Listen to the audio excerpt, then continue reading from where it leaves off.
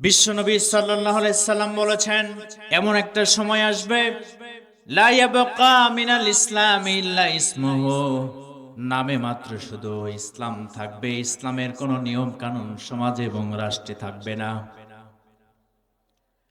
ওয়ালা ইয়াবকা মিনাল কুরআনি ইল্লা রাসমু, কোরআনের রসম রেওয়াজ থাকবে কিন্তু কোরআনের কোনো বিধান সমাজে কার্যকর থাকবে না। বর্তমান আমরা সমাজের দিকে যদি তাকিয়ে দেখি, রাসূল সাল্লাল্লাহু আলাইহি সাল্লামের হাদিসটা যেন ফলে গেছে, প্রমাণিত হয়ে যাচ্ছে। নামে মাত্র আমরা মুসলমান আছি, মোহাম্মদ পরে ইসলাম হোসাইন, কিন্তু ভিতরে মুসলমানের কোনো নামগন্ধ নাই, ঠিক কিনা? ওয়ালা ইয়াবকা মিনাল কুরআনি ইল্লা রাসমু, কোরআনের শুধু রসম রেওয়াজ তেলাওয়াত আছে, কিন্তু কোরআন দিয়ে রাষ্ট্র পরিচালিত হয় না, সমাজ পরিচালিত হয় না। মাসাজিদু মাআমিরাতুন ওয়া হিয়া খারাবুম মিনাল হুদা, মসজিদগুলো হবে অট্টালিকার নেই, কিন্তু মসজিদগুলো হবে হেদায়েত শূন্য। নাউযুবিল্লাহ। পরিবেশ পরিস্থিতির দিকে তাকালে মনে হয় এটা যেন কুসুম ছাড়া একটা ডিমের খলসের মতো। অনেক দেখবেন যে দোকানে সাইনবোর্ড লেখা আছে না? সাইনবোর্ড থাকে, লেখা থাকে যে এই দোকানে এই জিনিস বিভিন্ন জিনিস পাওয়া যায়। এমনও আছে যে শুধু সাইনবোর্ডই আছে কিন্তু দোকানে কোনো জিনিস নাই। বর্তমান আমাদের মুসলমানদের পরিস্থিতি সেইটাই হয়ে গেছে, এইটাই মনে হচ্ছে। এই যে টুপি দেখতেছেন, দাড়ি দেখতেছেন, জুব্বা দেখতেছেন, এগুলো মুসলমানদের সাইনবোর্ড। বলেন এগুলো কি? আল্লাহ এগুলো মুসলমানদের সাইনবোর্ড দিয়েছেন, কিন্তু ভিতরে ইসলাম থাকতে হবে। সাইনবোর্ড সর্বস্ব হলে চলবে না। সাইনবোর্ড যেমন থাকবে, ভিতরে যদি থাকে তাহলে কোনো প্রবলেম নাই, কিন্তু সাইনবোর্ড আছে ভিতরে কোনো মাল নাই। মুসলমানদের আজকে এই পরিস্থিতি। গোটা বিশ্বে, বিশেষ করে বাংলাদেশে মসজিদগুলো অট্টালিকার নেই হবে, হয়েছে বিশ্বনবীর কথা, কিন্তু হিদায়াত শূন্য হবে। মসজিদগুলোতে যে কমিটিগুলো থাকে, সমাজে যারা দায়িত্বশীল নেতৃ পর্যায়ে প্রভাব আছে, ক্ষমতা আছে, তাদেরকেই বানানো হয়। নামাজ পড়ে কিনা সেটা দেখার কোনো প্রয়োজন নাই, রোজা করে কিনা সেটা দেখা হয় না, সুদ খায়, ঘুষ খায়, টাকা পয়সা আছে, ক্ষমতা পাওয়ার আছে বলে তাকে আবার মসজিদের কমিটির সভাপতি, সেক্রেটারি নির্বাচিত করা হয়, বানানো হয়। বলেন এমন মসজিদ থেকে মানুষ হেদায়েত আশা করা যায় কি? এই কমিটিকে বানানো হয়েছে কেন? আমরা মনে করি মসজিদ কমিটির দায়িত্ব শুধু চতুর্দিক ল্যাপপস করবে, বিল্ডিং ইমারত বানিয়ে দেবে, এইটাই মনে করি শুধুমাত্র কমিটির দায়িত্ব। কিন্তু কমিটির এর চাইতে বড় দায়িত্ব হলো আল্লাহর ঘর যারা আবাদ করে তাদের প্রধান কাজ হচ্ছে মসজিদ যেভাবে সুন্দর করা, কিন্তু যাদের জন্য মসজিদ বানানো হয়েছে তাদেরকে দিয়ে মসজিদ আরো সৌন্দর্যমণ্ডিত করা। কিন্তু এটা আমাদের সমাজে নাই।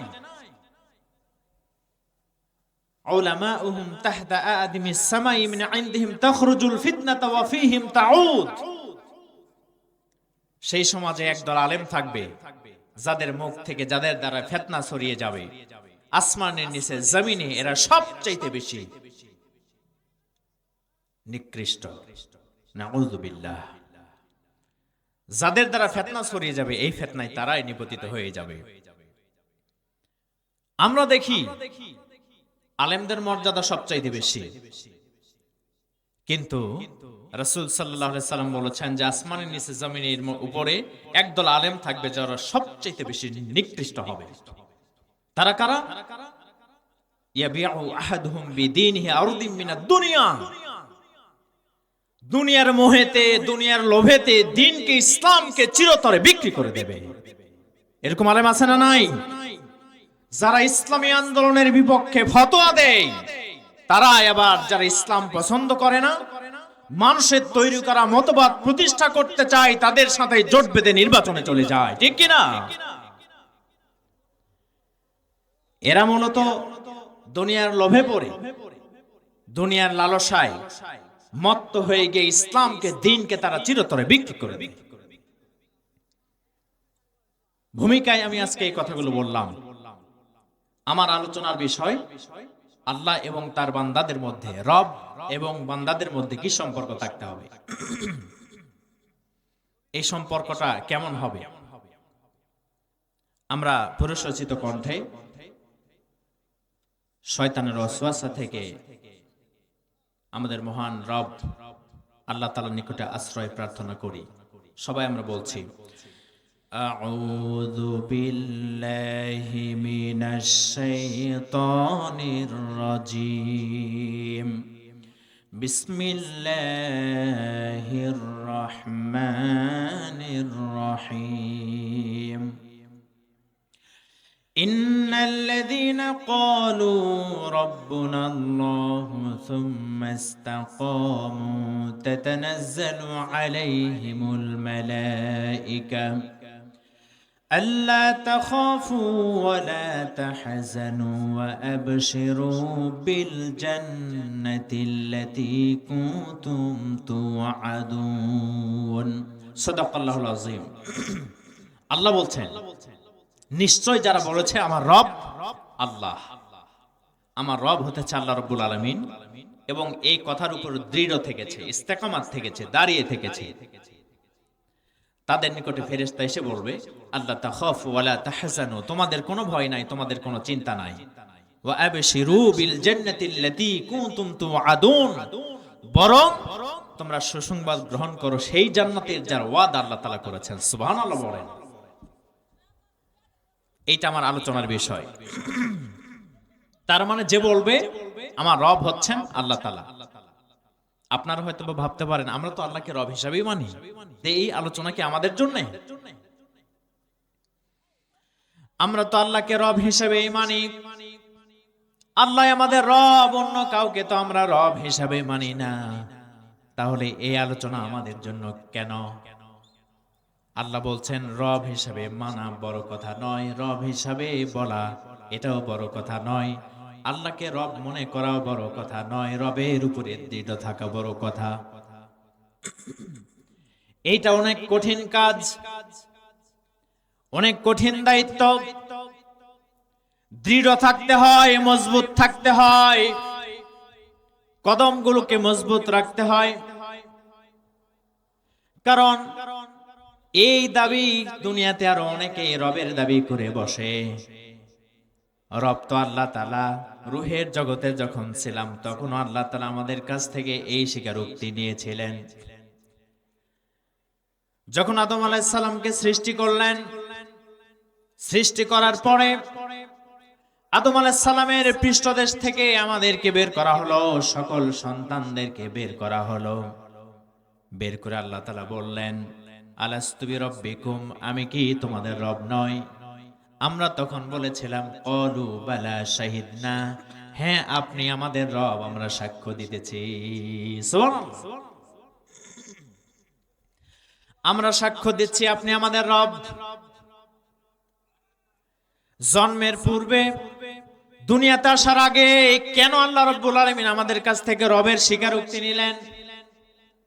আবার মানুষ যখন দুনিয়া থেকে বিদায় হয়ে যাবে, মৃত্যুবরণ করার সাথে সাথে প্রথম তাকে যে প্রশ্ন করা হবে, সেই প্রশ্নটা হবে মার রব্বুক, তোমার রবকে। বলা হবে না আল্লাহকে আল্লাহ হিসেবে মানো কিনা, তা বলা হবে না।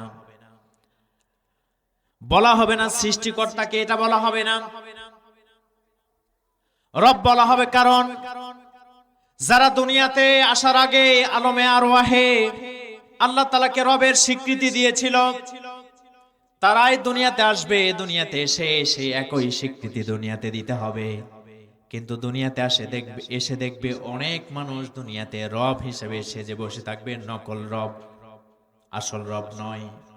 যেমন ফেরাউন নিজেকে রব বলেছে, আনা রব্বুকুমুল আ'লা। নমরুদ নিজেকে রব বলে দাবি করেছে।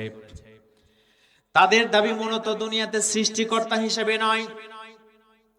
দুনিয়াতে যারা কাফের ছিল, কেউ দুনিয়াতে আল্লাহ বলে নিজেকে দাবি করে নাই, সৃষ্টিকর্তা হিসেবেও দাবি করে নাই, কিন্তু তারা নিজেকে রব বলে দাবি করেছে। আল্লাহ তারা ওই একই কথা বান্দাদেরকে বলেছেন যে আমি তোমাদের কাছ থেকে রুবুবিয়াতের স্বীকৃতি নিয়েছি, এর উপরে অটল অবিচল থাকতে হবে। কারণ দুনিয়াতে যারা রব সেজে বসে থাকবে, এই নকল রবদেরকে যদি রব হিসেবে স্বীকার না করো, তারা কিন্তু তোমাদের সহজে ছাড়বে না, তারা ছাড় দেবে না, প্রেসার ক্রিয়েট করবে। তাদেরকে রব হিসেবে না মানার কারণে, এই রব মানার অর্থ হলো আইনদাতা বিধানদাতা হিসেবে তাদেরকে মানা। তাদের আইন কানুন যদি আপনি না মানেন, আপনাকে গ্রেফতার করবে, জেলে ঢুকাই দেবে, ফাঁসিতে ঝুলাই দেবে। এমন পরিস্থিতিতে দৃঢ় থাকা বড়ই কঠিন। এমন অবস্থায় যারা দৃঢ় কদম ভাবে রবকে, আল্লাহকে রব হিসাবে মেনে নেবে, আল্লাহ রাব্বুল আলামিন তাদের ব্যাপারে বলেছেন আল্লাহ তাখাফু ওয়ালা তাহজানু, তোমাদের জন্য কোনো ভয় নাই, তোমাদের জন্য কোনো চিন্তা নাই। কারণ দুনিয়াতে অনেক পেরেশান হয়েছে, অনেক জুলুম নির্যাতন সহ্য করেছ। মৃত্যুর সময় আর তোমাদের কোনো ভয় নাই, তোমাদের কোনো চিন্তা নাই, আর তোমাদেরকে কেউ ভয় দেখাবে না, আর তোমাদেরকে কেউ চিন্তার মধ্যে ফালাই দেবে না। وَأَبْشِرُوا بِالْجَنَّةِ الَّتِي كُنتُمْ تُوعَدُونَ, বরং তোমরা সুসংবাদ গ্রহণ করো সেই জান্নাতের, যেই জান্নাতের ওয়াদা আল্লাহ রাব্বুল আলামিন তোমাদের মাঝে করেছিলেন, সেই জান্নাতের সুসংবাদ তোমরা গ্রহণ করো।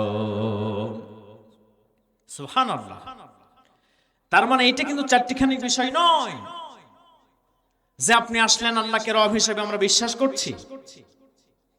দুনিয়াতে কিন্তু অনেকেই নিজেকে রব হিসাবে দাবি করে বসে, কেউ স্বীকার করে, কেউ স্বীকার করে না। তার মানে ফেরাউন নমরুদ কিন্তু নিজেকে কখনো সৃষ্টিকর্তা বলে দাবি করে নাই। ফেরাউন নমরুদ কখনোই কিন্তু নিজেকে আসমান জমিনের মালিক বলে স্বীকার করে নাই, দাবি করে নাই। তাদের দাবি ছিল এই সমাজ, এই রাষ্ট্র আমাদের মতো করে চলবে। আচ্ছা বলেন তো, সমাজ রাষ্ট্র কি মানুষের মতো করে চলবে নাকি আল্লাহর মতো করে চলবে? বলেন।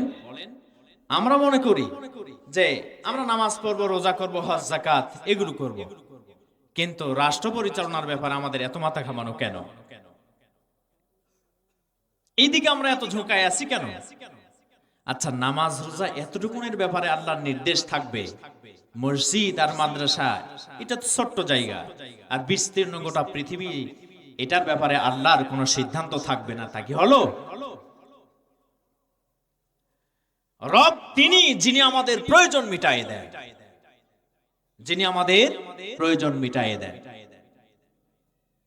যিনি আমাদের প্রয়োজন হওয়ার আগেই প্রয়োজন পূর্ণ করে দেন, তিনি আমাদের রব। শুধু মানুষের তা নয়, যত সৃষ্টি আছে সকল সৃষ্টির প্রয়োজন আল্লাহ তাআলা মিটাই দিয়েছেন। সুবহানাল্লাহ বলেন। তিনি হতেছেন রব।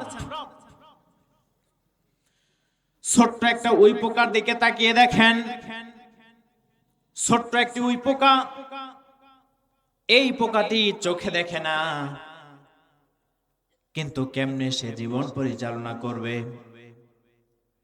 আল্লাহ রাব্বুল আলামিন এমন রব, ওই পোকার প্রয়োজন দাবি পূরণ করে দিয়েছেন। ওই পোকার দাবি হলো, আল্লাহ যেহেতু আমাদেরকে চোখ দাও নাই, খাবো কি? সামনে যা পাবো তাই যেন আমার খাবার হয়। সুবহানাল্লাহ বলেন। এজন্য ওই প্রকারের খাবারের ব্যবস্থা করেছেন। বাঁশ পাবে, গাছ পাবে, কাঠ খাবে, এমনকি ইট পাথর পর্যন্ত খেয়ে হজম করে ফেলে। অথচ ছোট্ট ওই পোকা দুই আঙ্গুলে মাঝে যদি রেখে চাপ দেন, সে কিন্তু ফেটে যাবে। ফেটে যাবে কিনা? অথচ কাঠ বাঁশ খেয়ে সে হজম করতে পারে। ওই পোকার প্রয়োজন আল্লাহ মিটাই দিয়েছেন, দাবি পূরণ করেছেন। একটা পিপিলিকা, ছোট্ট একটা পিপিলিকা, তার প্রয়োজন আল্লাহ তাআলা কেমনে পূরণ করেছেন দেখেন। শীতের সময় কিন্তু পিপিলিকাকে খুঁজে পাওয়া যায় না, গ্রীষ্মকালে গরমের সময় পিপিলিকা থাকে অনেক, শীতের সময় পিপিলিকাকে খুঁজে পাওয়া যায় না, গর্তের মধ্যে থাকে, ঘরের মধ্যে তারা থাকে। তাদের দাবি হলো আল্লাহ তাআলা শীতের সময় যেহেতু আমরা থাকি নাই শীতকালে, গরমের সময় যেহেতু আমরা বাইরে থাকি, শীতের একটা সিজনে যেন আমরা খাবার নিজের ঘরের মধ্যে মজুদ রাখতে পারি। সেজন্য আল্লাহ তাআলা পিপিলিকাকে এত শক্তি দান করেছেন। পিপিলিকার যে ওজন, তার ওজনের চাইতে 16 গুণ বেশি শক্তি বহন করার মতো শক্তি আল্লাহ পিপিলিকাকে দিয়েছেন, যেটা আল্লাহ তাআলা কোন প্রাণীকেই দেন নাই, যেটা পিপিলিকাকে আল্লাহ দান করেছেন। এই পিপিলিকার প্রয়োজন আল্লাহ তাআলা পূরণ করে দিয়েছেন। এখন আসি, এই যে শীতের দিন আপনারা সবাই জ্যাকেট পরে, সোয়েটার পরে আপনারা হাজির হয়েছেন। অনেক শীত যখন লাগে তখন আমরা ল্যাপ, কম্বল, কাঁথা এগুলো গায়ে দেই। কিন্তু যেই দেশগুলোতে শীত প্রধান দেশ, তুষারপাত যেখানে হয়, আমেরিকা, ইংল্যান্ডে বরফ পড়ে, কি পড়ে? বরফ পড়ে। সেই দেশের কুকুর, সেই দেশের শৃগাল, তারা কেমনে বাঁচবে? মানুষ তো শীত থেকে বাঁচার জন্য কাঠ দিয়ে ঘর নির্মাণ করে, তাপ অপরিবাহী হিসাবে ঘর তারা নির্মাণ করে, হিটার লাগিয়ে ঘরকে গরম করে ফেলে। শীত থেকে বাঁচার জন্য লেপ, কাঁথা, সোয়েটার নানান কিছু মানুষ পরে। কিন্তু ওই প্রাণীগুলো শীত থেকে কেমনে বাঁচবে? তাদেরকে বাঁচানোর জন্য, তাদের দাবি পূরণের জন্য, তাদের প্রয়োজন পূরণের জন্য আল্লাহ রাব্বুল আলামিন স্থায়ীভাবে তাদের শরীরের মধ্যে কাঁথা এবং কম্বলের ব্যবস্থা করে দিয়েছেন। সুবহানাল্লাহ।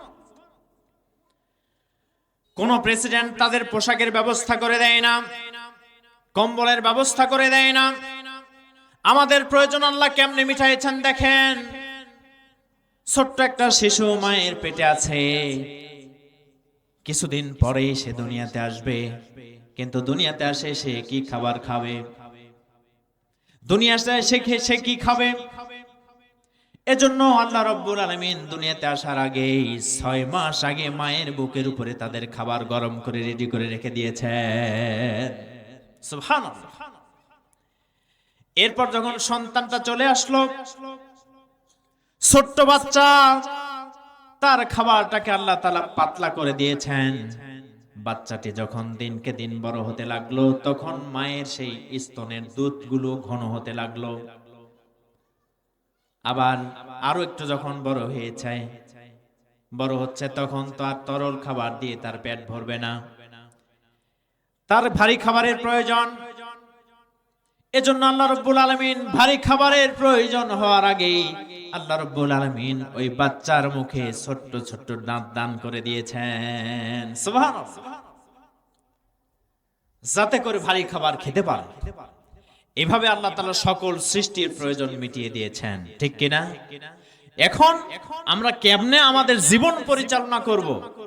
সকল সৃষ্টির প্রয়োজন যিনি পূরণ করতে সক্ষম, প্রয়োজন যিনি পূরণ করেছেন, আমাদের জীবন কেমনে চলবে, কেমনে জীবন পরিচালনা করব, সেইটা কি আল্লাহ তাআলা আমাদেরকে বলে দিবেন না?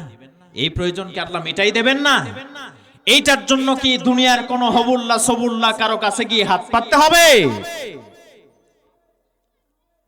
এটা আল্লাহ রাব্বুল আলামিন আগেই ব্যবস্থা করে দিয়েছেন, তার নাম এই কোরআন। বলেন কি?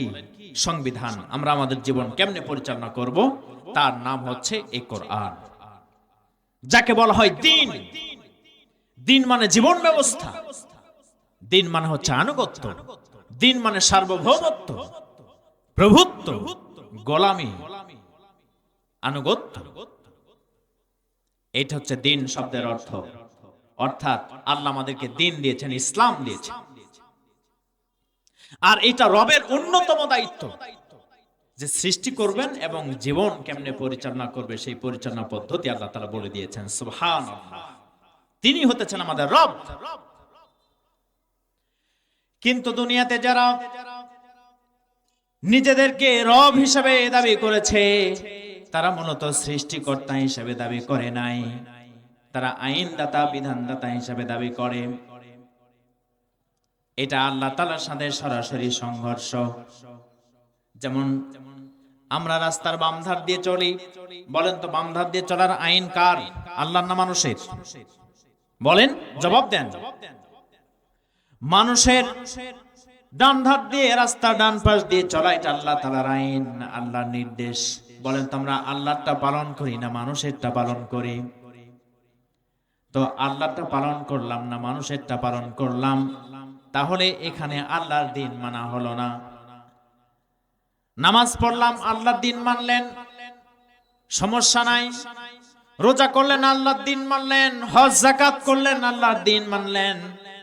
কিন্তু আপনার ব্যবসা, আপনার বাণিজ্য, আপনার চাকরি, আপনার বাকি, আপনার রাজনীতি, আপনার অর্থনীতি, সমাজনীতি, সবকিছুতেই আল্লাহর আইন আপনাকে মানতে হবে। কিছু মানবেন, কিছু মানবেন না, তা হলো না। ওই যারা নিজেদেরকে রব বলে দাবি করেছিল, তারাও কিন্তু আল্লাহকে আল্লাহ হিসাবে, সৃষ্টিকর্তা হিসাবে মানে, আইনদাতা, বিধানদাতা হিসাবে মানে না। যেমন নমরুদ, তিনি ইব্রাহিম আলাইহিস সালামের সাথে তর্ক শুরু করে দিয়েছেন, কারণ ইব্রাহিম নমরুদকে রব হিসাবে মানে না, রব হিসাবে মানে আল্লাহ রাব্বুল আলামিনকে। কুরআনুল কারীম আল্লাহ তাআলা বলছেন, আলাম তারা ইলাল্লাযী হাজ্জা ইব্রাহিম ফি রাব্বিহি আন আতাহুল্লাহুল মুলক إذ قال إبراهيم ربي الذي يحيي ويميت। হে নবী, আপনি কি লক্ষ্য করেন নাই, আপনি কি দেখেন নাই ওই ব্যক্তির দিকে যে ইব্রাহিম আলাইহিস সালামের সাথে ঝগড়া করে, তর্ক করে?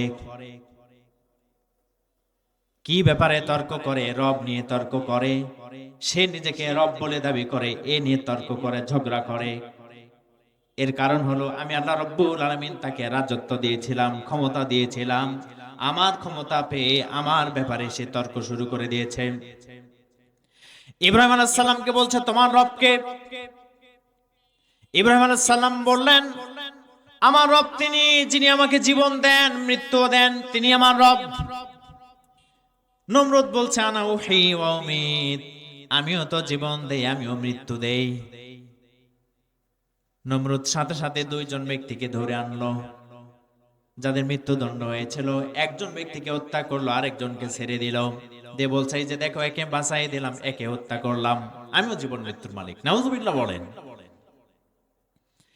এবার ইব্রাহিম আলাইহিস সালাম বলছেন, ফাইন্নাল্লাহা ইয়াতি বিশ-শামসি মিনাল মাশরিকি ফাআতি বিহা মিনাল মাগরিব ফাবুহিতাল্লাযী কাফার।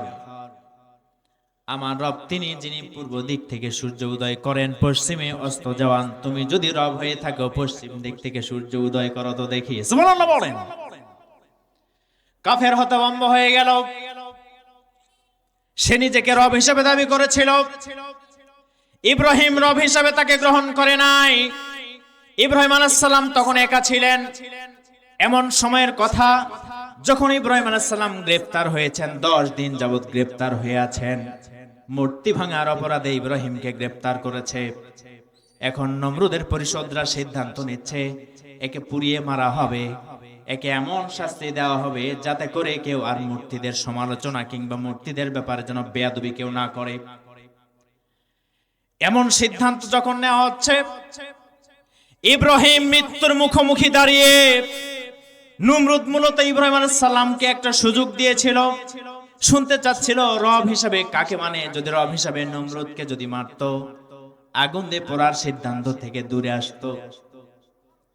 কিন্তু মৃত্যুর মুখোমুখি দাঁড়িয়ে ইব্রাহিম আলাইহিস সালাম নমরুদের মুখের উপরে প্রত্যাখ্যান করে এক আল্লাহর স্বীকৃতি প্রদান করেছে।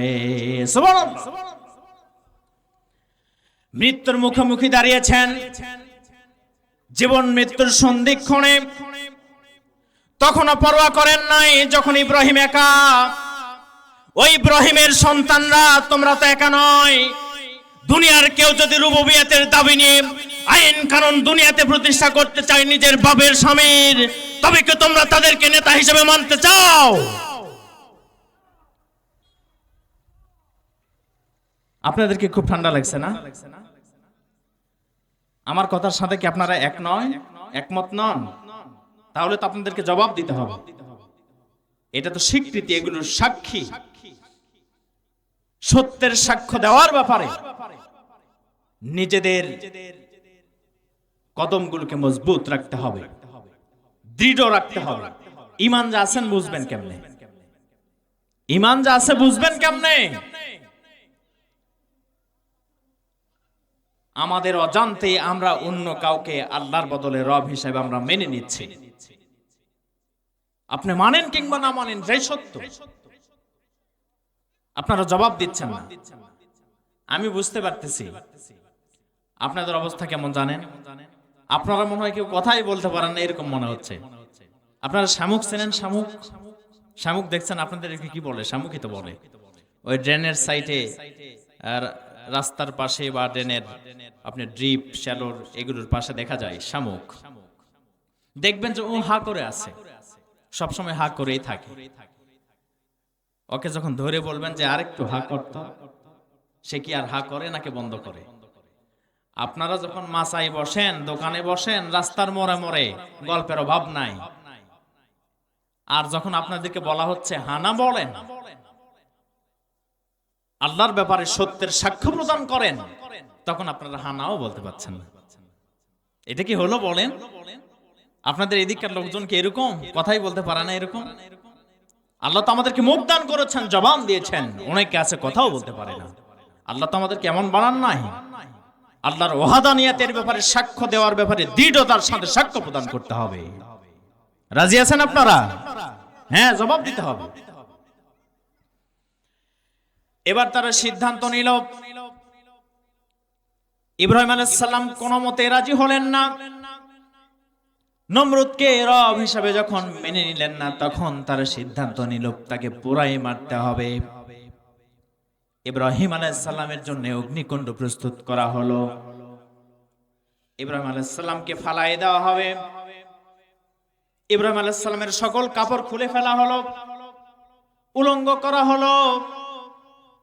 ইব্রাহিম আলাইহিস সালামকে আগুনে ফেলে দেওয়ার জন্য, কিন্তু আল্লাহ তাআলা তো তাকে বাঁচালেন না, আগুন পর্যন্ত নিয়ে গেলেন। আগুনে ফেলে দেওয়া হলো, কিন্তু আগুন তাকে পোড়ালো না। বলেন আগুনের মালিক কে? আগুনের মালিক আগুনকে অর্ডার করেছেন, কুলনা ইয়া নারু কুনি বারদান ওয়া সালামান আলা ইব্রাহিম। হে আগুন, ইব্রাহিমের প্রতি শান্তিদায়ক ঠান্ডা হয়ে যা। আগুনের তো ক্ষমতা নাই ইব্রাহিমের একটা পশম জ্বালাই দেবে, ঠিক কি না? কিন্তু আমার প্রশ্ন, আল্লাহ তো ইব্রাহিম আলাইহিস সালামকে বাঁচালেন, আগুন পর্যন্ত কেন নিয়ে গেলেন? আগুনের আগেই তো বাঁচাতে পারতেন। কাপড়গুলো কেন খুলতে হলো? আগুনে কেন নিক্ষিপ্ত হতে হলো? এর আগে তো ইব্রাহিম আলাইহিস সালামকে আল্লাহ পালাই দিতে পারতেন, বলতেন ইব্রাহিম তুমি হিজরত করো, পারতেন কিনা? কিন্তু বলেন নাই। এর পিছনে দুইটা কারণ। বলেন কয়টা কারণ? এক নাম্বার, তারা মনে করছিল যে মূর্তিগুলোর খুব শক্তি আছে, সামর্থ্য আছে, মূর্তিগুলোর শক্তি আছে। এখন ইব্রাহিম আলাইহিস সালামকে যে শাস্তি দেবে, মূর্তির সাথে যে বেয়াদবি করেছে এটা শাস্তি দেবে, আর তারা মনে করলো যে এই মূর্তিগুলোর একটা শক্তি ক্ষমতা আছে। কিন্তু আল্লাহ তাআলা আগুন পর্যন্ত নিয়ে গিয়ে জানাতে চাইলেন যে এই মূর্তিগুলোর আসলে কোনো ক্ষমতা, যে একটা ইব্রাহিমকে জ্বালাতে পারে না। আগুনের প্রকৃতিটা কি? আগুনের নেচার হলো জ্বালায় দেওয়া, পোড়ায় দেওয়া। আপনি হাত দিলে আপনাকে পুড়ে ফেলবে, যাকে সুই দিবেন সে জ্বালায় ফেলবে, এমনকি লোহাকেও পর্যন্ত পোড়ায় ফেলে, ঠিক কিনা? কিন্তু আগুন ইব্রাহিমের আর একটা পশম জ্বালাইতে পারে না। তাহলে প্রমাণিত হলো মূর্তিগুলোর কোনো শক্তি ক্ষমতা নাই। দ্বিতীয় নাম্বার, ইব্রাহিম আলাইহিস সালাম দুনিয়ার কাউকে রবের স্বীকৃতি দেন নাই। ওই যে রূহের জগতে আল্লাহকে রব হিসেবে মেনে নিয়েছিলেন, দুনিয়াতে এসেও সেই একই স্বীকৃতি প্রদান করতেছেন। বরং এটা ইব্রাহিমের সন্তানদের জন্য কিয়ামত পর্যন্ত শিক্ষা। আল্লাহকে রব হিসেবে মানতে গিয়ে ইব্রাহিমের সন্তানদের উপরে যদি জুলুম নির্যাতন যা কিছু আসুক না কেন, এমনকি ইব্রাহিমের মতো যদি অগ্নিতে ঝাঁপ দেওয়ার প্রয়োজন হয়, ইব্রাহিমের সন্তানরা প্রত্যেকটা মুহূর্তে প্রস্তুত থাকবে। এইটা মূলত ইব্রাহিম আলাইহিস সালামের সন্তানদেরকে শিক্ষা দেওয়া।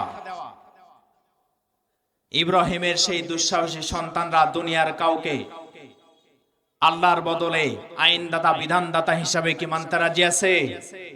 আমরা কখনো কাউকে আর আইনদাতা বিধানদাতা হিসাবে মানতে রাজি নয়। প্রিয় ভাইরা আমার,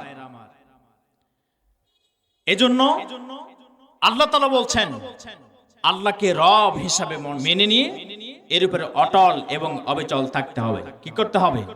অটল এবং অবিচল থাকতে হবে। কারণ রব হিসাবে মেনে নেওয়া, মনে করা এটা সহজ, কিন্তু অটল অবিচল থাকা এটা সহজ নয়। অটল অবিচল না থাকলে যেই এসে আপনাকে বলবে যে আমি রব, আমি আইনদাতা বিধানদাতা, তাকে রব হিসাবে মেনে নেবেন। আমরা সেভাবে মেনেও নিয়েছি। আপনি বললেও কি, আমরা রাস্তার বাম ধার দিয়ে চলি না? আল্লাহর আইন কি সমাজে, রাষ্ট্রে আছে? আল্লাহ এটা বলেছেন এই কারণে যে দুনিয়াতে অনেকেই রবের দাবি নিয়ে বসবে, ঠিক কিনা? মনে আছে এই রবের দাবি করতে গিয়ে দাবি না মানার কারণে ইব্রাহিম আলাইহিস সালামকে আগুনে ফেলে দেওয়া হলো, কিন্তু আগুন ইব্রাহিমকে পোড়াতে পারলো না। দেখেন, বলছিলাম ইব্রাহিম আলাইহিস সালাম নমরুদের সাথে ঝগড়া করছিল। বলেন কি করতেছিল? ঝগড়া করতেছিল। এই ঝগড়াটা আল্লাহ তাআলার কাছে এত পছন্দনীয় হলো, আল্লাহ তাআলা কোরআনে কোট করে দিলেন, সুবহানাল্লাহ। এটা ইব্রাহিম আলাইহিস সালামের একটা জীবনের অংশ, একটা ঝগড়া আল্লাহর ব্যাপারে। নমরুদ যখন রব বলে নিজেকে দাবি করলো, তখন ইব্রাহিম আলাইহিস সালাম ঝগড়া শুরু করে দিলেন যে তুমি আমার রব নয়, আমার রব তিনি যিনি আমাকে জীবন দেন এবং মৃত্যু দেন। এই ঝগড়াটা আল্লাহ তাআলার কাছে এত পছন্দ হলো, আল্লাহ তাআলা সূরা বাকারার মধ্যে কোট করে দিয়ে দিলেন, সুবহানাল্লাহ। যাতে করে উম্মতে মুহাম্মাদি পৃথিবীতে থাকা অবস্থায় দুনিয়ার কাউকে আল্লাহ ছাড়া যেন রব হিসাবে মেনে না নেন। দুনিয়াতে যারা রব হিসাবে দাবি করেছে, তারাও কিন্তু সৃষ্টিকর্তা হিসাবে আল্লাহ তাআলাকে বিশ্বাস করত এবং মেনে নিত। আল্লাহ তাআলাকে কিন্তু সৃষ্টিকর্তা হিসাবে তারাও মানত, আল্লাহ বলে স্বীকার করত। কিন্তু তারা মনে করত ধর্মীয় দিক শুধু আল্লাহ তাআলার থাকবে, কিন্তু রাজনৈতিক ব্যাপারে আমাদের মতো করে থাকবে। আল্লাহকে কাফেররা বিশ্বাস করে, আইন কানুন নিজের চালায়, তবু সৃষ্টিকর্তা আসমান এবং জমিনের মালিক হিসাবে নিজেকে দাবি করে না, আল্লাহকেই মানে। কিন্তু শুধুমাত্র তার দাবি যে দুনিয়াতে আমার নিয়ম নীতি অনুযায়ী চলবে, আল্লাহর নিয়ম অনুযায়ী দুনিয়াতে চলবে না, দুনিয়াতে চলবে আমার নিয়ম অনুযায়ী, আমি যা করব তাই হবে। যেমন নমরুদ ইচ্ছে করলো আর একজনকে মেরে ফেললো, আবার একজনকে বাঁচাই দিল। আমরাও দেখেছি দুনিয়াতে যারা স্বৈরাচারী কায়দায় শাসন পরিচালনা করেছে, তারা কিন্তু নিজেকে রব বলে দাবি করে নাই, কিন্তু যারা দাবি করেছে নমরুদ, ফেরাউন, তাদের আচরণই আমরা তাদের মধ্যে লক্ষ্য করি, ঠিক কিনা? নিরপরাধ মানুষদেরকে মামলা দিয়েছে, নিরপরাধ মানুষদেরকে জেলে ঢুকায়েছে, কোনো অপরাধ নাই, বিনা অপরাধে শুধুমাত্র আল্লাহকে বিশ্বাস করার কারণে তাদেরকে আবার ফাঁসির কাস্টে ঝুলাই হত্যা করেছে, ঠিক কিনা? এগুলো তাদেরই কায়দা। এজন্য রুবুবিয়তের স্বীকৃতি যারা দুনিয়াতে চায়, তারাও কিন্তু রব হিসাবে নিজেকে দাবি করেছে, কিন্তু সৃষ্টিকর্তা হিসাবে কেউ দাবি করে না। কোরআন কারীম আল্লাহ তাআলা বলছেন, ওয়ালা ইন সাআলতাহুম মান খালাকাস সামাওয়াতি ওয়াল আরদা লা ইয়াকুলুন্নাল্লাহ। হে নবী, ওই কাফেরদেরকে যদি আপনি প্রশ্ন করেন আসমান এবং জমিন কে বানিয়েছে? তারা বলবে আসমান এবং জমিন নিশ্চয় আল্লাহ তাআলা বানিয়েছেন। সুবহানাল্লাহ। শুধু তাই নয়, তাদেরকে যদি প্রশ্ন করেন وَلَئِن سَأَلْتَهُم مَّنْ خَلَقَ السَّمَاوَاتِ وَالْأَرْضَ وَسَخَّرَ الشَّمْسَ وَالْقَمَرَ لَيَقُولُنَّ اللَّهُ। তাদেরকে যদি প্রশ্ন করেন আসমান এবং জমিন কে বানিয়েছে, আর চাঁদ আর সূর্যকে কে একটা নিয়মের অধীন করে দিয়েছে, একটা নিয়মে চলাচল করে, তারা বলবে নিশ্চয়ই আল্লাহ রাব্বুল আলামিন এগুলোকে নিয়ন্ত্রণ করেন। সুবহানাল্লাহ। তাদেরকে যদি আরো প্রশ্ন করেন وَلَئِن سَأَلْتَهُم مَّن نَّزَّلَ مِنَ السَّمَاءِ مَاءً فَأَحْيَا بِهِ الْأَرْضَ مِن بَعْدِ مَوْتِهَا لَيَقُولُنَّ اللَّهُ। তাদেরকে যদি প্রশ্ন করেন আসমান থেকে বিন্দু বিন্দু বৃষ্টি নাজিল করে মুর্দা জমিনগুলোকে কে জিন্দা বানায় দেন, তারা বলবে বেসাক্তায় স্বতঃস্ফূর্তভাবে তারা জবাব দেবে নিশ্চয়ই আল্লাহ রাব্বুল আলামিন এগুলো করেন। সুবহানাল্লাহ। এমনকি শুধু তাই নয়, ওয়ালা ইন সাআলতাহুম মান খালাকাহুম লা ইয়াকুলুন্না আল্লাহ। তাদেরকে যদি প্রশ্ন করেন তোমাদেরকে কে বানিয়েছে, তারা বলবে আমাদেরকেও আল্লাহ বানিয়েছে। এভাবে সৃষ্টিকর্তা হিসাবে তারা আল্লাহ তাআলাকে সৃষ্টিকর্তা হিসাবে, খালেক হিসাবে মানে, কিন্তু রব হিসাবে, আইনদাতা, বিধানদাতা হিসাবে মানতে পারে না। আমাদেরও সমস্যা হয় একই জায়গায়। যারা স্বীকৃতি দিয়েছিল রূহের জগতে, আল্লাহ বলছিলেন আলাস্তু বিরাব্বিকুম, আমি কি তোমাদের রব নন? তখন সবাই একসাথে জবাব দিয়েছিলাম ক্বালু বালা শাহিদনা, হ্যাঁ আপনি আমাদের রব, অবশ্যই আমরা সাক্ষ্য দিচ্ছি। কি আশ্চর্যের বিষয়, ওই নমরুদ ফেরাউনও কিন্তু আল্লাহকে রব বলে স্বীকার করেছিল, সাক্ষ্য দিয়েছিল। আবার তারা এসে দুনিয়াতে আল্লাহর কাছ থেকে রুবিয়ত কেড়ে নিতে চায়। আরো আশ্চর্যের বিষয়, যেই মানুষগুলো রূহের জগতে সাক্ষ্য দিয়ে আল্লাহকে স্বীকার করলো, এই মানুষগুলো দুনিয়াতে এসে আবার নকল রবদেরকে, আল্লাহকে বাদ দিয়ে নকলদেরকে আবার রব হিসেবে মেনে নেয়। এটা আমরাও মেনে নিয়েছি। সমাজে আল্লাহর আইন চলে না, রাষ্ট্রে আল্লাহর আইন চলে না। আমরা জানি দ্বিতীয় বৃহত্তম মুসলিম দেশ বাংলাদেশ, নামাজ রোজা হজ যাকাত কিছুই কিন্তু প্রতিষ্ঠিত নাই। নামাজও নাই, রোজাও নাই, হজও নাই, যাকাতও নাই। দ্বিতীয় বৃহত্তম মুসলিম দেশ বাংলাদেশ। এখন নামাজ রোজার ব্যাপারে যে আল্লাহর আইন মানলাম, বলেন তো পরিবারে পরিবারে কে আর কার আইন মানব? পরিবারে আল্লাহর আইন মানব, রাষ্ট্রে আল্লাহর আইন মানব, রাজনীতি করব আল্লাহর আইনে, নামাজ পড়তেছি যে আল্লাহর হুকুম অনুযায়ী, রাজনীতি করব সেই আল্লাহর হুকুম অনুযায়ী। এ কথা যদি আমরা বলি তাহলে বলা হয় যে আমরা রাজনীতির কথা বলি। আল্লাহ যদি রাজনীতির কথা বলে থাকেন তাহলে আমাদের রাজনীতির কথা বলাতে কি দোষের আসলো? ঠিক কিনা? প্রিয় ভাইরা আমার, একথা কেন বললাম? আল্লাহর সাথে আমাদের সম্পর্কটা কেমন? এখন প্রশ্ন হলো, ওই যে যারা নিজেদেরকে রব বলে দাবি করতেছে অথচ আল্লাহকে স্রষ্টা হিসাবে মানে, রব হিসাবে কেন দাবি করলো? রব হিসাবে আল্লাহকে কেন মানলো না? কাউকে যদি রব হিসাবে মানেন তখন নিজেকে দাস হিসাবে মনে করতে হবে, ঠিক কিনা? আল্লাহ যদি আপনার রব হন তাহলে আপনি আল্লাহর কে? দাস, বান্দা। তাহলে আল্লাহর যদি দাস হন তাহলে আল্লাহর নিয়ম অনুযায়ী আপনাকে চলতে হবে। কিন্তু তারা আল্লাহর নিয়ম অনুযায়ী চলতে রাজি নন, নিজের নিয়ম অনুযায়ী নিজের মস্তিষ্ক প্রসূত আইন জাতির উপরে চাপাই দিতে চায়। আর এগুলো আমরা মেনে নিয়ে তাদেরকেই মূলত রব হিসাবে মেনে নেওয়া সারা।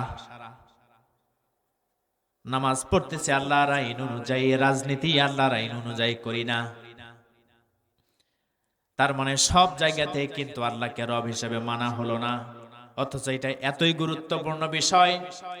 জন্মের পূর্বে আল্লাহ তাআলা রবের স্বীকৃতি নিয়েছেন, স্রষ্টার স্বীকৃতি নেন নাই। আল্লাহ বলেন নাই যে আমি কি তোমাদের স্রষ্টা নয়, আমি কি তোমাদের রিজিক দাতা নয়, আমি কি তোমাদের খালেক নয়, এ কথা কিন্তু বলেন নাই। বলছেন আলাস্তু বিরব্বিকুম, আমি কি তোমাদের রব নয়। কারণ দুনিয়াতে কেউ নিজেকে স্রষ্টা বলে দাবি করবে না, কিন্তু রব হিসেবে দাবি করবে। ভুলে গেলে চলবে না বান্দারা, নকল কাউকে রব মনে করার সুযোগ নাই, ঠিক কিনা? যতই কেউ নিজেকে আইনদাতা বিধানদাতা হিসেবে মানুক, এই দুনিয়াতে আমাদের অশান্তির কারণ একটাই। দুনিয়ার জীবনে আমরা আল্লাহ তাআলার আইন বাদ দিয়ে মানুষের তৈরি করা আইন এবং কানুন প্রতিষ্ঠা করেছি। এই কারণে আমাদের মধ্যে সমস্যা। অন্যান্য সৃষ্টির মাঝে কোনো সমস্যা নাই। যদি আমি বলি না খেয়ে মরে কে মানুষ, না খেয়ে কে মরে? মানুষ মরে না? থাকার অভাবে গাছের নিচে থাকে কে? বলবেন মানুষ। বিনা চিকিৎসায় মরে কে মানুষ? হত্যা হয় কে মানুষ? যত জুলুম নির্যাতন নিপীড়ন সব মানুষের মাঝে। অন্যান্য সৃষ্টির মাঝে কোনো সমস্যা নাই, কারণ তারা আল্লাহ রাব্বুল আলামিনের আইন মেনে চলতেছে। তিনি আমাদের এমন রব, আমরা সেটাকে মানি না। এই যে দেখেন সুন্দরবনে কত প্রাণী আছে, এক একটা প্রাণীর এক এক খাবার প্রয়োজন হয়, কিন্তু কেউ কিন্তু সরকারের কাছে এসে ধর্ণা দেয় না, আমাদের কাছে লোকালয়ে চলে আসে না। বনে জঙ্গলে আল্লাহ রাব্বুল আলামিন তাদের খাবারের বন্দোবস্ত করে দেয়। আমাদের খাবারের জন্য আমরা খাবার মজুত করে রাখি 6 মাস 1 বছরের খাবার, কিন্তু কোন প্রাণী কিন্তু খাবার মজুত রাখে না। আল্লাহ রাব্বুল আলামিন তাদের মাঝে খাবার পৌঁছায় দেন, না খেয়ে কেউ মরে না। সমুদ্রে যতগুলো প্রাণী আছে, তিমি আছে, ডলফিন আছে, হাঙর আছে, সাপ আছে, কুমির আছে, কত প্রাণী আছে, হাজার হাজার কোয়ালিটির প্রাণী আছে, হাজার হাজার প্রাণীর হাজার হাজার প্রকারের খাবার আল্লাহ রাব্বুল আলামিন তাদের কাছে পৌঁছায় দিচ্ছেন। সুবহানাল্লাহ। কোন একটা অনুষ্ঠান যদি করেন, ধরেন যে একটা বিয়ে অনুষ্ঠান, 500 জনকে দাওয়াত করছেন, কয়জন? আপনারা শুনতেছেন? ঘুমাইছেন নাকি? কেউ ঘুমালে দেখবেন, কেউ যদি ঘুমায় আমি কথা বলবো, আপনারা ঘুমাবেন? পারলে চা খেয়ে যান, কিন্তু ঘুমা যাবে না। একজনও ঘুমাবেন না, আমার কথার জবাব দিবেন। ধরেন যে একটা বিয়ের আয়োজন করছেন, 500 জনকে দাওয়াত করছেন, এখন 500 জনের যদি 500 প্রকার খাবার চায় আপনার কাছ থেকে দিতে পারবেন? এমন কেউ আছে কি যে যে যতগুলোকে দাওয়াত দিছে এক একজন এক একটা খাবে? কেউ বলছে আমি সাদা ভাত, কেউ বলছে বিরিয়ানি, কেউ বলছে পোলাও কর্মা, এক একজন এক একটাকে পছন্দ করলো আর খাবারের মেনু দিয়ে দিল। বলেন তো তাদের খাবারগুলো সরবরাহ করা কি আপনার জন্য সম্ভব হবে? অথচ আল্লাহ রাব্বুল আলামিন মানুষ ছাড়া যতগুলো প্রাণী আছে এক এক প্রাণী এক এক মতো খাবার খায়। হরিণ যা খায় বাঘ তা খায় না, আবার বাঘ যা খায় সাপ তা খায় না, কুমির যা খায় বানর তা খায় না। এক একটা প্রাণীর এক এক মতো খাবার, সকল প্রকার প্রাণীর সকল প্রকারের খাবার আল্লাহ রাব্বুল আলামিন তাদের মাঝে পৌঁছায় দিতেছেন। সুবহানাল্লাহ। পৃথিবীতে যত মানুষ আছে এই মানুষগুলোর মজুদকৃত খাবারগুলো যদি সমুদ্রে নিক্ষেপ করা হয়, সমুদ্রের যতগুলো প্রাণী আছে তাদের এক বেলার খাবার হবে না। সুবহানাল্লাহ। অথচ আল্লাহ রাব্বুল আলামিন তাদেরকে পেট পূর্তি খাবারের সরবরাহের ব্যবস্থা আল্লাহ রাব্বুল আলামিন করে দিচ্ছেন। সুবহানাল্লাহ। তাদের মধ্যে কোনো সমস্যা নাই, কারণ তারা এক আল্লাহর আইন মেনে চলতেছে। কার আইন মানছে? কিন্তু আমরা আইন আল্লাহ না মানার কারণে দুনিয়ার সেই কলিমুদ্দিন সলিমুদ্দিন তৈরি করা আইন জাতির উপরে চাপিয়ে দেওয়ার কারণে, আল্লাহর আইনকে ভুলে যাওয়ার কারণে যত দুর্দশা, যত অশান্তি, লুটতারা, সন্ত্রাস, রাহাজানি, হত্যা, ধর্ষণ, দুর্নীতি, চাঁদাবাজি, এগুলো আজকে আমাদের উপরে ব্যাপক আকারে চাপ হিসেবে দাঁড়িয়ে গেছে। ঠিক কিনা বলেন? কিন্তু আল্লাহর আইন যদি থাকতো তাহলে এই অশান্তি হতো না। চোর চুরি করতে পারতো না, ডাকাতি করতে পারতো না, হত্যা দর্শন চুরি ডাকাতি দুর্নীতি কিছুই হতো না। আল্লাহর আইন যদি থাকতো, আল্লাহর আইন অন্য সৃষ্টি প্রাণীগুলো মেনে চলতেছে বলেই তাদের মধ্যে কোনো অশান্তি নাই। তাকিয়ে দেখেন সূর্যের দিকে, জন্মের পর থেকে আমরা দেখতেছি পূর্ব দিকে উদিত হচ্ছে, পশ্চিমে অস্ত যাচ্ছে। কখনো সূর্য কখনো দেরি করে ওঠে নাই। আল্লাহ যখন যেভাবে তাকে উঠতে বলেছেন, যেভাবে অস্ত যেতে বলেছেন, সেভাবেই তারা যাচ্ছে। وسخر الشمس والقمر كل يجري لأجل مسمى। চন্দ্র এবং সূর্যকে একটা নিয়মের অধীন করে দেওয়া হয়েছে। একটা নির্দিষ্ট সময় পর্যন্ত তারা পরিভ্রমণ করবে, পূর্ব দিকে উঠবে, পশ্চিমে অস্ত যাবে। রাতের বেলায় চন্দ্রের আগমন ঘটবে, দিনের বেলায় চন্দ্রের আগমন ঘটবে না। আবার হঠাৎ করে এখন সূর্যের আগমন হওয়া সম্ভব নয়।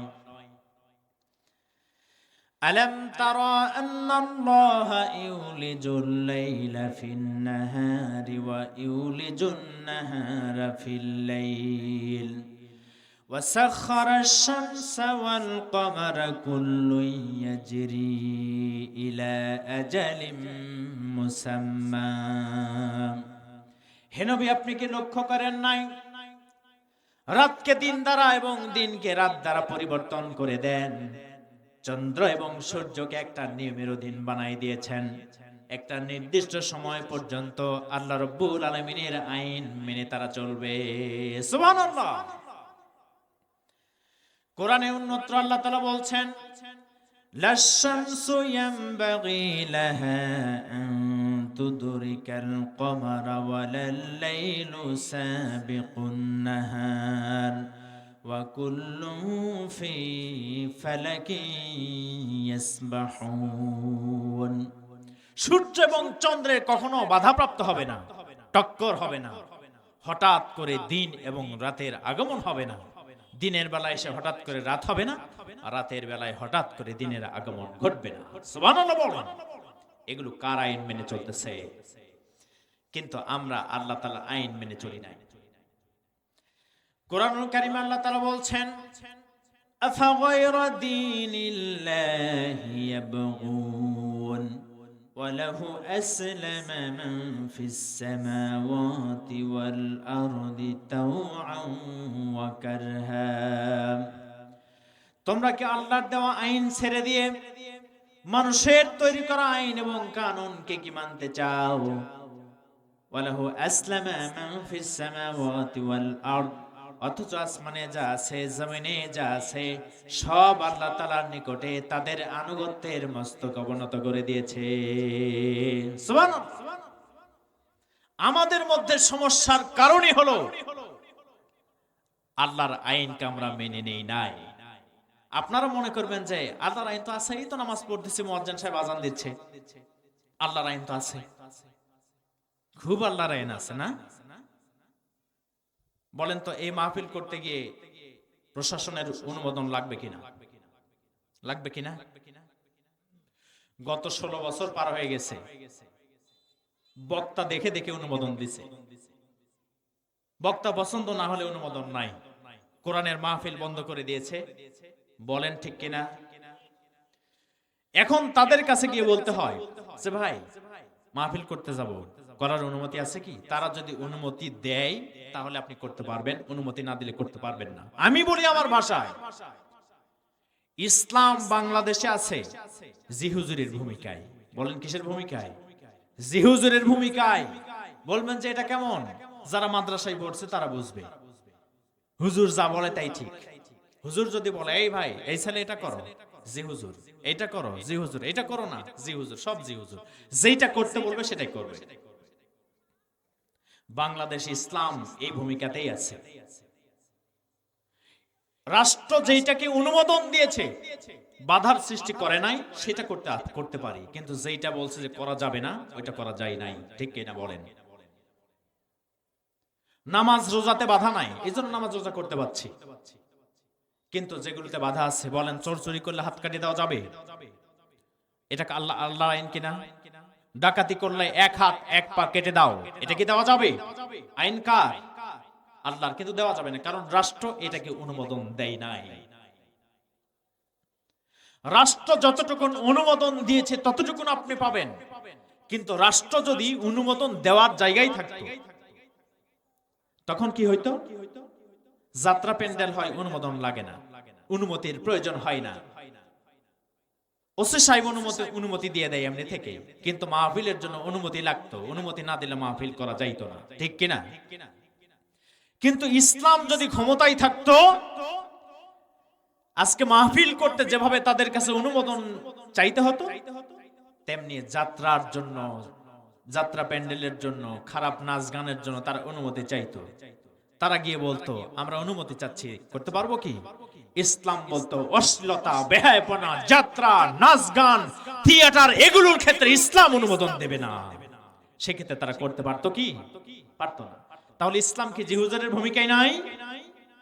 ইসলাম আছে জিহুজের ভূমিকায়, যতটুকুন রাষ্ট্র দিয়েছে অতটুকুন, এর বেশি নয়। এখন বাধার সৃষ্টি করবে কে? তাহলে আল্লাহর আইন নাই কেন? বাধাটা কোথায়? কিসে বাধা দিচ্ছে আমাদেরকে? বাধা দিচ্ছে তারা যারা অপরাধ প্রবণ লোক। তারা, আল্লাহর আইন হচ্ছে চোর চুরি করলে হাত কেটে দাও। এখন জুতা চোর, ছেঁচড়া চোর, ডাব চোর, এদের তো আর হাত কাটবে না। পেটের দায়ে যারা চুরি করে তাদের কিন্তু হাত কাটবে না। আর এই সামান্য এই 10 টাকা জুতার জন্য, 100 টাকা জুতার জন্য তারা হাত কাটবে? ইসলাম মানে এত নির্দয় নয়। কাদের হাত কাটা যাবে? যারা কলমের খোঁচা মেরে সাধারণ মানুষদের কাছ থেকে লক্ষ লক্ষ টাকা ঘুষ নেয়, কলমের খোঁচা মেরে মানুষের কাছ থেকে টাকা নিয়ে বিদেশে পাচার করে, আগে ইসলাম তাদের হাত কেটে দিত। আর তারা যেহেতু রাষ্ট্র ক্ষমতায় আছে, ইসলাম প্রতিষ্ঠার ক্ষেত্রে প্রথম তারাই বাধার সৃষ্টি করে, ঠিক কিনা? ডাকাতি করলে এক হাত এক পা কেটে দাও, তাহলে ডাকাতি আর হতো কি? জিনা করলে পাথর মেরে হত্যা করো। আপনারা মনে করবেন যে ইসলাম এত কঠিন, ইসলামের আইন এত কঠিন। ইসলামের যে আইন, এর মতো ব্যালেন্স পৃথিবীতে আর কোন আইন নাই। সুবহানাল্লাহ বলেন। ইসলাম এমন একটা আইন আল্লাহ দিয়েছেন, এত ইনসাফপূর্ণ। ইসলাম ছাড়া যদি আপনি বিচার করেন, বিচারে ইনসাফ হবে না, ইনসাফপূর্ণ বিচার করতে পারবেন না। কিন্তু ইসলাম অনুযায়ী যদি বিচার করেন, বিচারটা হবে ইনসাফপূর্ণ। যেমন ধরেন, কেউ যদি আপনার একটা হাত কেটে নেয়, বাংলাদেশের আইন অনুযায়ী হয়তো বা আপনাকে 2 বছরের জেল খাটতে হবে, অথবা 5 লক্ষ টাকা জরিমানা দেওয়া লাগবে। কেউ যদি আপনার চোখ উপড়ে ফেলে, হয়তো আপনাকে 1 লক্ষ 2 লক্ষ টাকা জরিমানা দেওয়া লাগবে। এর বেশি কিছু নয়, হয়তো বা জেল খাটা লাগবে। কেউ আপনাকে হত্যা করেছে, বাংলাদেশের আইন অনুযায়ী যাবজ্জীবন জেল খাটতে হবে। এখন বলেন, একজনকে হত্যা করলো, তার জন্য যদি 30 বছরের জেল হয়, বলেন বিচারটা কি ইনসাফ হয়েছে নাকি বেইনসাফ? একজন জীবন দিল আর সে তো এখনো বেঁচে আছে, ইনসাফপূর্ণ হলো না। একজনের হাত কেটে দিয়েছে, এক পাল্লায় হাত রাখেন, আরেক পাল্লায় 1 লক্ষ টাকা রাখেন, সমান কি হবে? সমান হবে না, ইনসাফ হবে না। একজনের চোখ উপরে ফেলেছে, আর এর বিনিময়ে যদি 2 লক্ষ টাকা ধরা হয়, তাহলে এক পাল্লায় চোখ রাখেন, আরেক পাল্লায় 2 লক্ষ টাকা রাখেন, সমান কি হবে? কিন্তু আল্লাহর আইন কি? যে হাত ভাঙছে এক পাল্লায় হাত রাখেন, যে ভাঙছে তারও হাত আরেক পাল্লায় রাখেন, সমান হয়েছে কিনা? যে হত্যা করেছে তাকেও, যাকে হত্যা করা হয়েছে তাকে এক পাল্লায় রাখেন, যে হত্যা করেছে তাকেও আরেক পাল্লায় রাখেন, সমান হবে কিনা? যে একজনের চোখ উপড়ায় ফেলেছে, যার চোখ উপড়ায় ফেলেছে তার চোখ এক পাল্লায় রাখেন, যে উপড়ায় ফেলেছে তারও চোখ এক পাল্লায় রাখেন, সমান হবে কিনা? ইন্নান নাফসা বিন-নাফসি ওয়াল আইনা বিল-আইনি ওয়াল আনফা বিল-আনফি ওয়াল উযুনা বিল-উযুনি ওয়াস-সিন্না বিস-সিন্নি জুরুহা কিসাস। জীবনের বিনিময়ে জীবন, চোখের বিনিময়ে চোখ, নাকের বিনিময়ে নাক, কানের বিনিময়ে কান, দাঁতের বিনিময়ে দাঁত। এটা হচ্ছে আল্লাহ রাব্বুল আলামিনের আইন। আল্লাহর আইন যদি অনুযায়ী যদি বিচার হয়, এই বিচার হবে ইনসাফপূর্ণ বিচার। সুবহানাল্লাহ বলেন। এটারই বড় বাধা রাষ্ট্র ক্ষমতায় যারা থাকে, আল্লাহর আইনের পরিবর্তে তারা মানুষের আইন প্রতিষ্ঠা করে গোটা জাতিকে তাদের দাস বানিয়ে রাখে।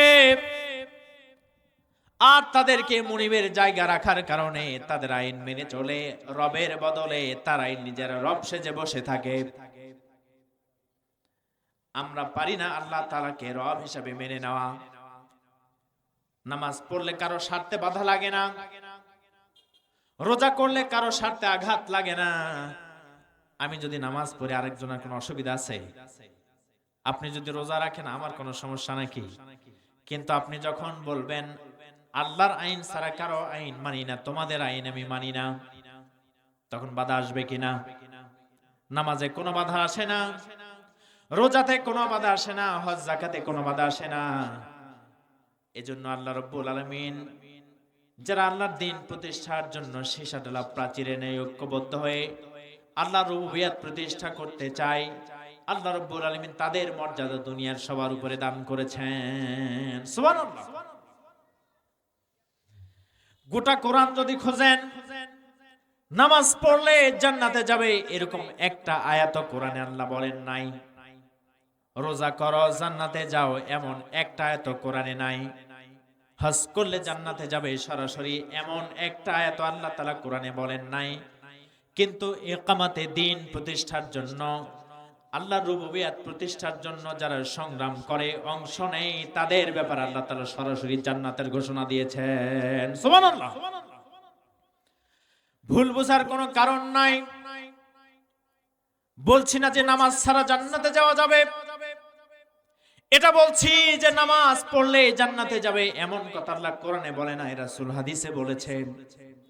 কিন্তু কোরআনে সরাসরি আল্লাহ রাব্বুল আলামিন কারো মাধ্যম ছাড়া সরাসরি তাদের জন্য জান্নাতের ঘোষণা দিয়েছেন। ইউবাশশিরুহুম রাব্বুহুম বিরহমাতিম মিনহু ওয়া রিদওয়ানিন ওয়া জান্নাতিন লাহুম ফিহা নাঈমুম মুকিম। আল্লাহ বলছেন ইউবাশশিরুহুম রাব্বুহুম, তোমাদের রবের পক্ষ থেকে সুসংবাদ। সুবহানাল্লাহ বলেন। কার পক্ষ থেকে? রব, আল্লাহর পক্ষ থেকে বলেননি, রবের পক্ষ থেকে। এই রব এই শব্দটা রুবুবিয়াত, আল্লাহকে মেনে নেওয়া। যারা এটা মেনে নিতে পেরেছে, আল্লাহ বলছেন যে ইকামাতে দ্বীনের দায়িত্ব পালনের ব্যাপারে তারাই সবচাইতে বেশি যোগ্য। সুবহানাল্লাহ বলেন। যারা এভাবে দ্বীনের কাজ করবে, রবের পক্ষ থেকে তাদের জন্য সুসংবাদ। ইউবাশশিরুহুম রাব্বুহুম বিরহমাতিম মিনহু, এবং আমার পক্ষ থেকে তাদের উপর রহমত নাজিল হবে। সুবহানাল্লাহ বলেন। ওয়া রিদওয়ানিন, এবং আমি আল্লাহ তাআলা তাদের প্রতি সন্তুষ্ট এবং খুশি হয়ে গেলাম।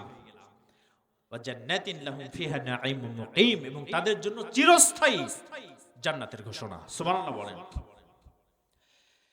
ইন্নাল্লাযীনা ক্বালু রাব্বুনাল্লাহু সুম্মা ইসতাকামু তাতানাজ্জালু আলাইহিমুল মালায়েকা আল্লা তাখাফু ওয়া লা তাহজানু ওয়া আবশিরু বিল জান্নাতিল্লাতী কুনতুম তুআদুন।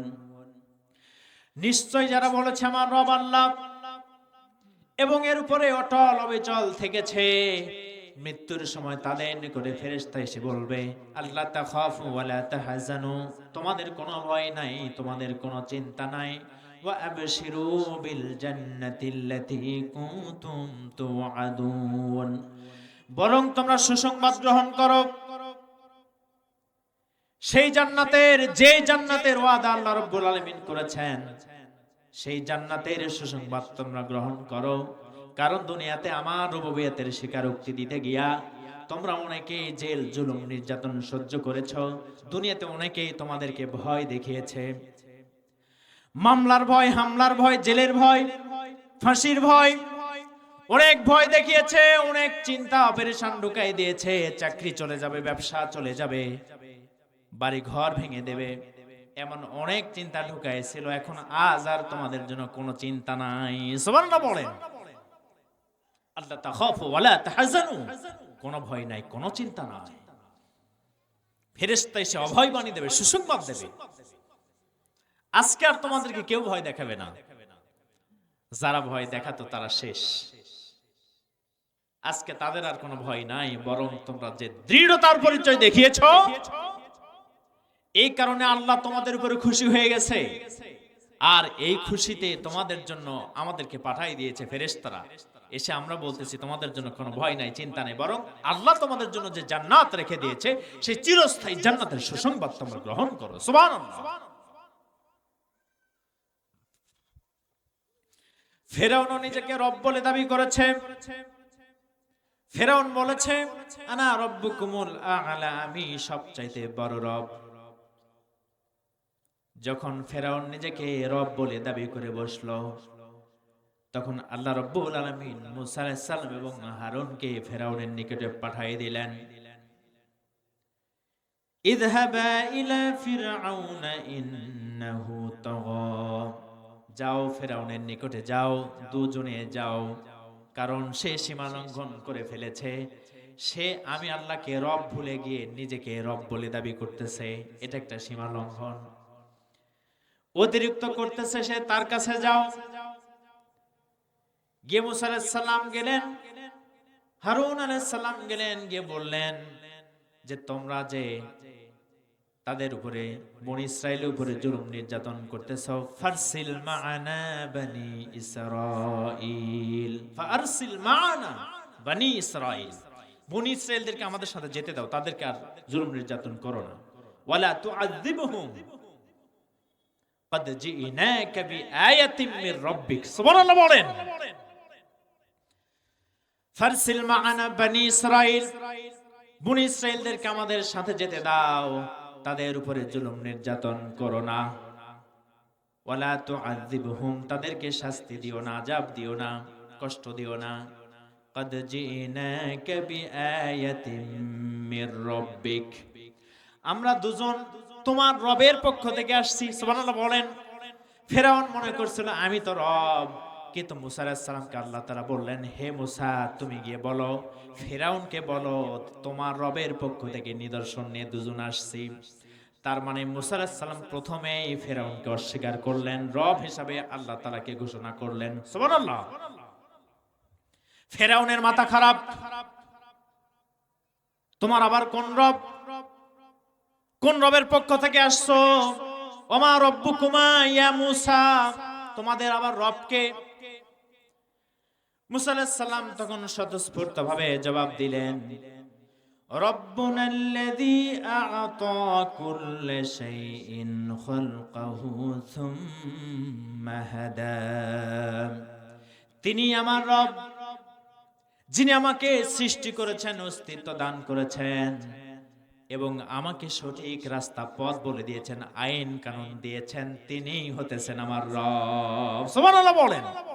ফেরাউন মনে করছিল আমার রব, আমি রব, আমার আইন কানুন মানবে, কিন্তু মুসা এমন ভাবে জবাব দেয়, ফেরাউনকে তো মানলই না, বরং তাকে মেনেছে যে তাকে জীবন দিয়েছে, যে তাকে অস্তিত্ব দিয়েছে এবং যার জীবন বিধান অনুযায়ী চলতে হবে, যিনি ডাইরেক্ট জীবন বিধান নাজিল করেছেন, তিনিই হতেছেন আমার রব। সুবহানাল্লাহ। এখন ফেরাউনের তো মাথা খারাপ। ফেরাউন বলতেছে লা আজআলান্নাকা মিনাল মাসজুনিন, এখন তোমাকে জেলখানায় ঢুকাবো। আমি ছাড়া কাউকে যদি ইলা মানো, রব মানো, তাহলে আমি তোমাকে জেলখানায় ঢুকাবো। স্বৈরাচারী কায়দায় যারাই নিজেকে রব বলে দাবি করেছে, তারাই কিন্তু সাধারণ মানুষদেরকে জেলের ভয় দেখায়, ঠিক কিনা? জেলের ভয় দেখিয়েছে। কিন্তু আমরা তো সেই সন্তান, অগ্নিতে নিক্ষিপ্ত পিতার দুঃসাহসী সন্তান। আমরা তো দুনিয়ার কাউকে রব হিসাবে মানতে পারি না। আমরা যেহেতু স্বীকারোক্তি দিয়েছি আল্লাহ আমাদের রব, দুনিয়াতে তাকে রব মানব। জেল, জুলুম, ফাঁসি যা কিছুই হোক না কেন, আল্লাহ ছাড়া দুনিয়ার কাউকে রবের স্বীকৃতি দিতে আমরা রাজি নয়, ঠিক কিনা? আমাকে যিনি সৃষ্টি করেছেন তার আইন অনুযায়ী আমি চলবো। আমার পরিবার, আমার সমাজ, আমার রাষ্ট্র তার নিয়ম অনুযায়ী চলবে। যে নিয়ম অনুযায়ী সূর্য চলে, চন্দ্র চলে, পৃথিবী চলে, আমিও তার নিয়ম অনুযায়ী চলবো। এটাই মূলত রবের স্বীকৃতি দেওয়া। এটা এত গুরুত্বপূর্ণ। জন্মের পূর্বেই সেই রবের স্বীকৃতি, এবং জন্মের একবারে জীবন যখন শেষ হয়ে গেছে, দুনিয়ার জীবন যখন শেষ হয়ে গেল, তখন মৃত্যুবরণ করার সাথে সাথেই বলা হবে মার রব্বুক। বলা হবে না যে তোমার স্রষ্টাকে, বলা হবে না যে রিজিক দাতাকে, ডাইরেক্ট বলা হবে মার রব্বুক। দুনিয়াতে কাকে রব মানছো? রুহের জগতে যাকে রব মেনে চলেছ, দুনিয়াতে কি তাকেই মানছো নাকি নকল কোন রবকে মেনে নিয়েছো? অনেকেই নকল রব সেজে বসে থাকবে, আবার অনেকেই সাধারণ মানুষগুলো তাদেরকে রব হিসাবে মেনে নেবে। তোমরা কি তাই করছিলে কিনা? যদি দুনিয়াতে আল্লাহকে রব হিসাবে মেনে চলো, তাহলে তোমাদের জন্য কোনো ভয় নাই, কোনো চিন্তা নাই। ওয়া আবশিরু বিল জান্নাতিল্লাতী কুনতুম তুআদুন। তাহলে তোমরা সুসংবাদ গ্রহণ করো সেই জান্নাতের, যেই জান্নাতের ওয়াদা আল্লাহ রাব্বুল আলামিন করেছেন। সুবহানাল্লাহ। আল্লাহ তাআলার কাছে দোয়া করছি, আমার চাকরি বাকরি, আমার রাজনীতি, আমার অর্থনীতি, আমার সমাজনীতি, আমার যুদ্ধনীতি, আমার বন্দিনীতি, আমার চুক্তিনীতি, আমার সব জায়গাতেই রবের স্বীকৃতি হবে, ঠিক কিনা? এই স্বীকারোক্তির উপরে দৃঢ়তার সাথে পরিচয় দিয়ে আমরা তো দৃঢ়তার সাথে দাঁড়িয়ে থাকতে পারবো ইনশাআল্লাহ। কোন দুনিয়ার হাতছানি আমাদেরকে এ পথ থেকে ছিটকায় নিয়ে যেতে পারবে না তো? দুনিয়ার যত বাধা বিপত্তি, জেল জুলুম যা কিছু আসুক না কেন, লোভ লালসায় পড়ে, ভয় ভীতিতে রবের স্বীকৃতি থেকে পিছনে ফিরে যাওয়ার কোন সুযোগ আছে কি? কারণ আমরা তো ইব্রাহিমের আগুনে নিক্ষিপ্ত হওয়ার সেই দুঃসাহসী পিতার দুঃসাহসী সন্তান, ঠিক কিনা? আমরা দুনিয়াতে যখন এসেছি, স্বীকারোক্তি আলমে আরওয়াহে যখন রবের স্বীকৃতি দিয়েছি, দুনিয়াতে ওই রবের স্বীকৃতি দিয়ে বরং অগ্নিকুণ্ডে নিক্ষিপ্ত হতে হলেও ইব্রাহিমের সেই দুঃসাহসী সন্তানদেরকে প্রত্যেকটি মুহূর্তে প্রস্তুত থাকতে হবে। বলেন ইনশাআল্লাহ। আল্লাহ যেন আমাদেরকে ইসলামের জন্য, দ্বীনের জন্য কবুল করে নেন, বলেন আমিন।